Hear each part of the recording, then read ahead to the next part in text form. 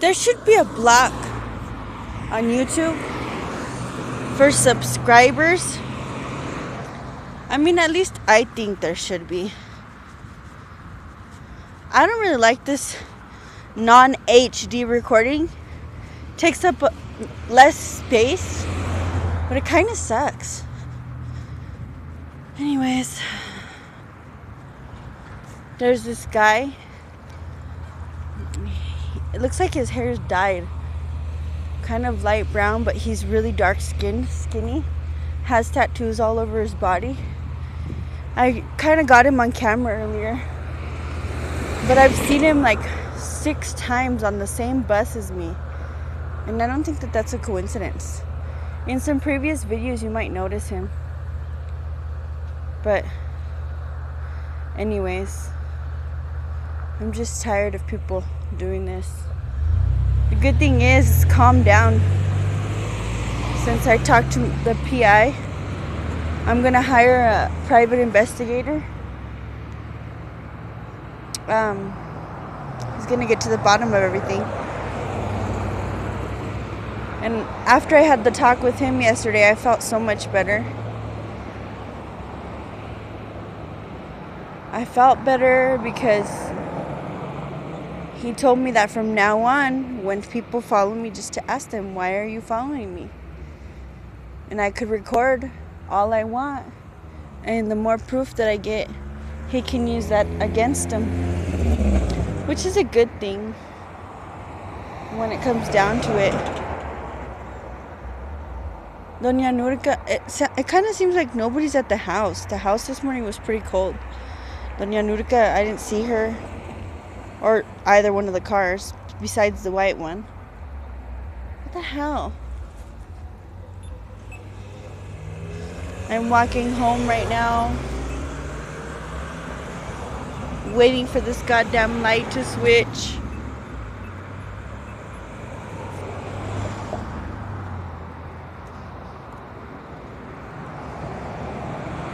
And I'm realizing that I'm finally getting back on track. You know, God has been with us these last couple of months. I know what I want to do with my life. I want to go to school. I want to study for technical at ITT Tech. That's something that I would love. Oh, I would love that. And I know it's going to come true. And then I want to get a bachelor's in criminal justice. And then after that, I want to go for paralegal studies.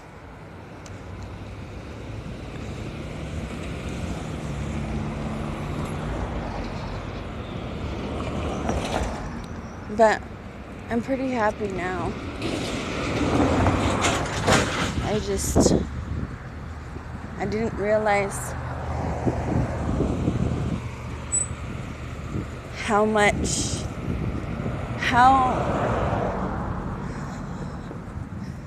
I guess I just didn't realize how I was hurting myself.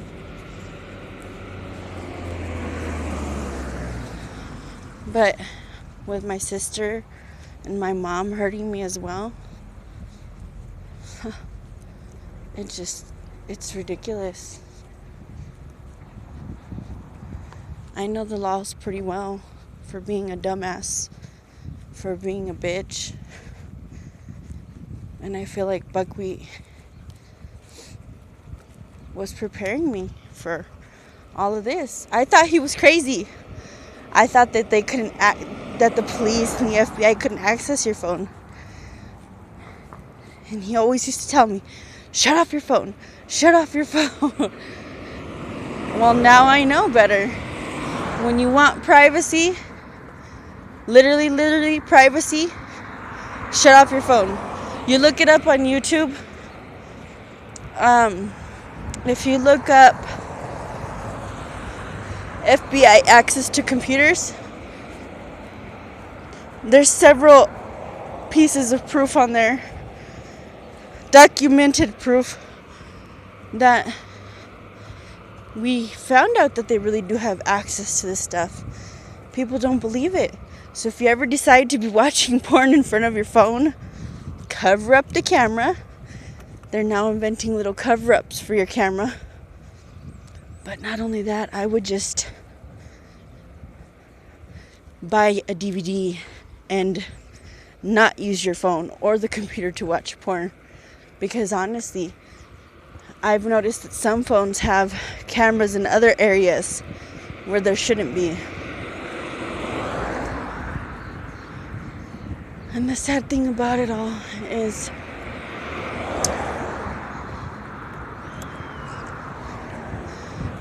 they play psychology. They play with the deepest parts of your mind. They get to know you as much as they can. They fuck with you in areas that nobody would have ever fucked with you. Whatever hurts you, that's what they're going to use to hurt you. What a fucking dumbass bitch I am. And me, I always wear my emotions on my sleeve. I'm learning to do that less and less now. But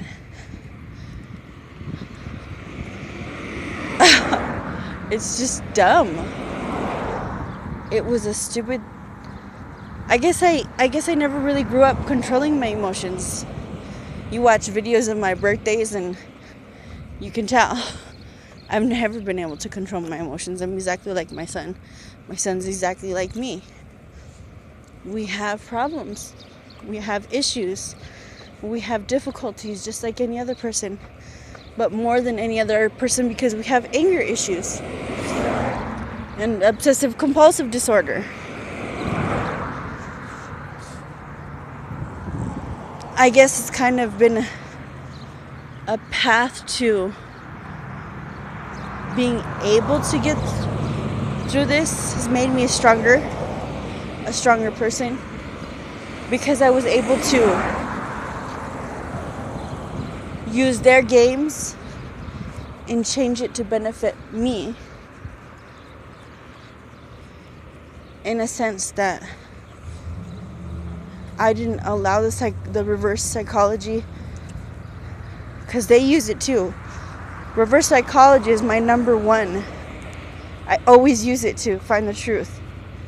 And I'm really good at it. But the FBI uses it. The police use it. You know, the dumb thing is, the other day when I filed a report against Sean, the stupid police said, "Does he smoke meth too?" Like trying to say that I was on drugs and that he knows I used to be a meth smoker. Who gives a fuck? That's my past. Sean, I don't know. Sean is on drugs, I can tell you that. Sean's the drug dealer of Casa Serena. Sean's the everything there. And Gigi and Ray are just the providers. Sean's the little guinea pig.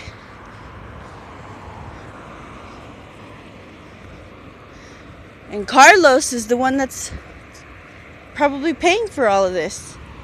I'm positive he is. Oh, by the way, have to remind myself to put his information up on here.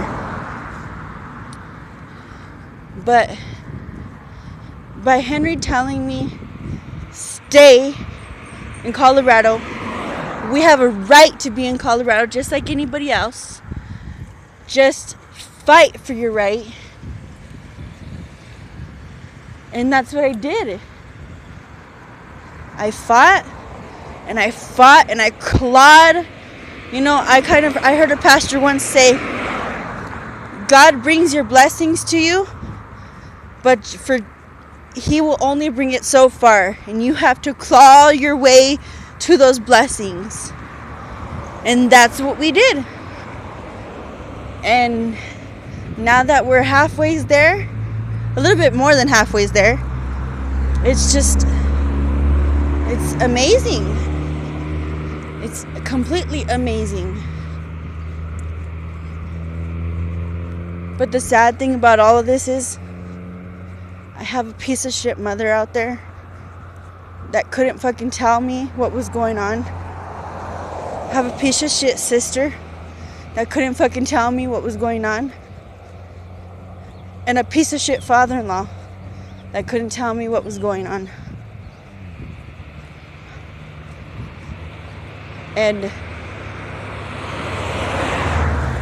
more than anything, I just feel betrayed. And people know me. My family knows me. When I feel betrayed, I will go years until I could go my whole fucking life without speaking to them ever again. If they don't ask me for forgiveness and tell me the truth,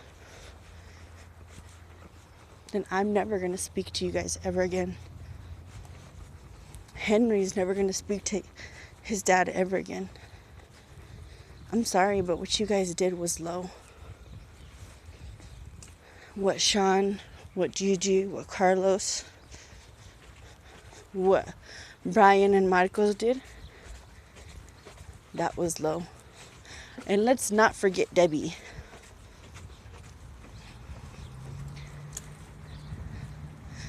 Debbie was the reason that I wrecked last year. She stressed me out so much because she would follow me everywhere. But it just made me stronger. And it just made me smarter.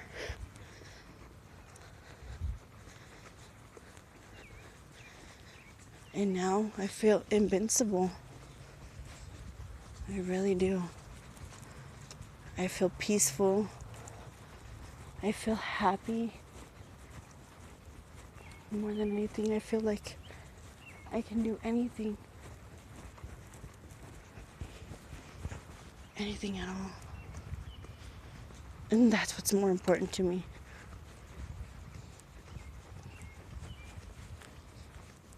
Well, guys, I'm home. It's been a little bit of a walk. You already know my neighborhood very well.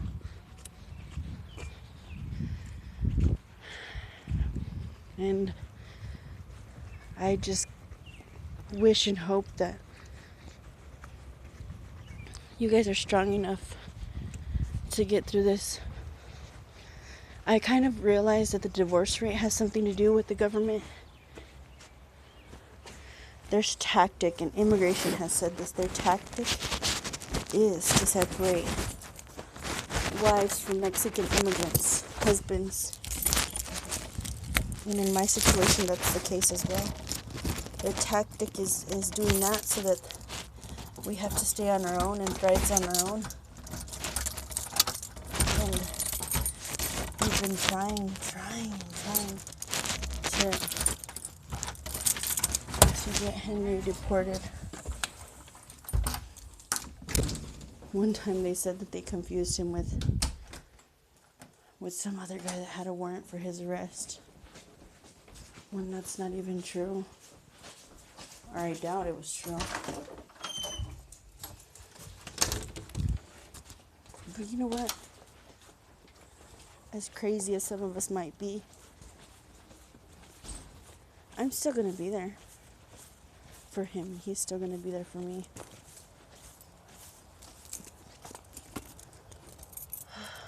And I'm still gonna be a good person to people that deserve it.